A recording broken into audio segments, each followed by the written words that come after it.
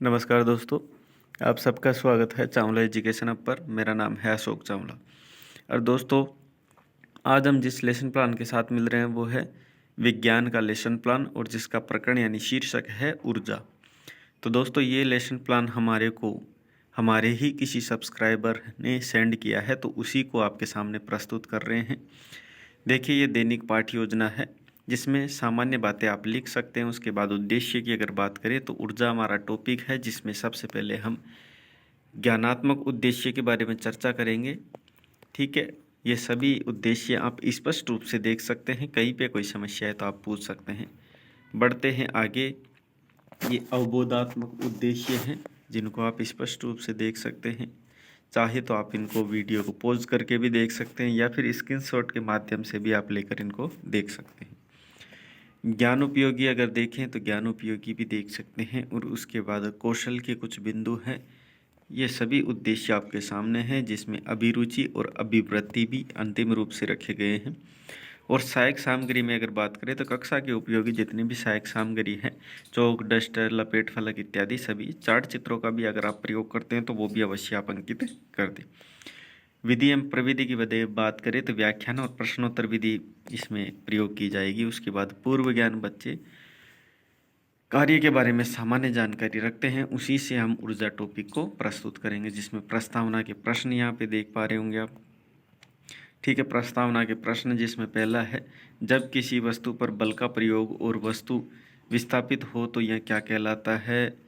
तो यह कार्य कहलाता है। कार्य की प्रकृति कैसी होती है? तो कार्य की प्रकृति अलग अलग प्रकार से होती है। कार्य की प्रकृति के नाम बताइए। तो धनात्मक भी होती है, शून्य भी होती है, ऋणात्मक भी होती है। किसी वस्तु पर धनात्मक कार्य कब लगता है या कब होता है? तो जब वस्तु पर बल व विस्थापन एक ही दिशा में लगे तब क्या होता है? तब धनात्मक कार्य होता है। वस्तु में कार्य करने की क्षमता क्या कहलाती है? तो बच्चे समस्यात्मक हो जाएंगे। रूसी में छात्राध्यापक या छात्राध्यापिका अपना उद्देश्य कथन करता है कि वस्तु में कार्य करने की क्षमता ऊर्जा कहलाती है। आज हम ऊर्जा का ही सविस्तार अध्ययन करेंगे। उसके बाद गतिज ऊर्जा के बारे में सबसे पहले विकासात्मक प्रश्न करेंगे। ठीक है, सबसे पहले कोई सामान्य सा एक चार्ट दिखाएंगे, जिसमें मेज, ट्रॉली, लकड़ी का गुटका एक ज्ञात द्रव्यमान पलड़े पर रखा हुआ है, वो दिखाते हुए आप चार्ट चित्र का प्रयोग कर सकते हैं। पलड़े पर सतह द्रव्यमान रखने पर क्या होता है? तो द्रव्यमान ट्रॉली आगे चलती है। जैसे ही वो ट्रॉली पर वजन रखता है ना, तो वो आगे बढ़ने लग जाती है। इत्यादि प्रकार के यहाँ प्रश्न है, आप देख सकते हैं। उसके बाद विकासात्मक प्रश्न करने के बाद स्पष्टीकरण, छात्र अध्यापक या छात्र अध्यापिका अपना स्पष्टीकरण प्रस्तुत करता है, जिसमें आप देख सकते हैं ये सभी स्पष्टीकरण दिया गया है इसके ऊपर। उसके बाद वापस इसमें से बोध प्रश्न किए जाएंगे। संपूर्ण विषय वस्तु ये पूरी होने के बाद इसमें से बोध प्रश्न किए जाएंगे। फिर दूसरा बिंदु लिया जाएगा, जो कि है जो स्थितिज गति ऊर्जा है, वो है जिसमें विकासात्मक के कुछ प्रश्न किए जाएंगे। ठीक है, और उसको प्रस्तुत करने के बाद छात्र अध्यापक अपना कथन प्रस्तुत करता है या करती है। और कथन प्रस्तुत करने के बाद वही बोध प्रश्न किए जाते हैं, जो बोध प्रश्न 2 या 3 कर सकते हैं। उसके बाद तीसरा बिंदु ऊर्जा संरक्षण का नियम है। इसमें सबसे पहले विकासात्मक के कुछ प्रश्न करेंगे, और विकासात्मक प्रश्न करने के बाद इसमें छात्र अध्यापक या छात्र अध्यापिका कथन के माध्यम से स्पष्टीकरण किया जाता है, और स्पष्टीकरण करने के बाद वापस से बोध प्रश्न किए जाएंगे।